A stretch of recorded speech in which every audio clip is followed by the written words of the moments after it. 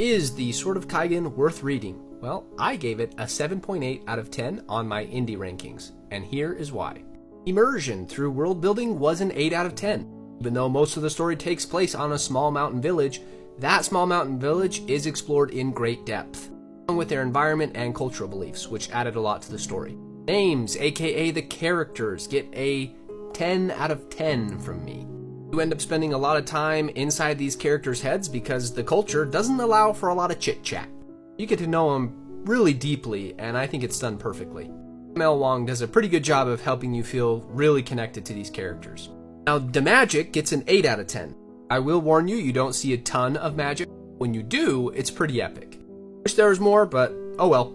The infrastructure I had to give a 6 out of 10. And that's basically because the climax of the story happens pretty much halfway through the book. You're kind of left with the rest of the story as like a slow resolution.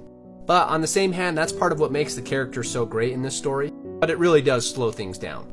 Definitely a unique story structure if you want something different, but I didn't really like it personally.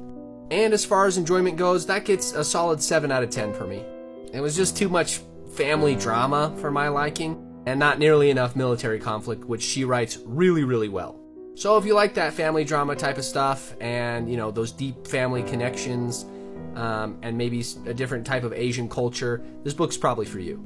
7.8 out of 10. I can see why it's gotten a lot of awards and why it's so popular.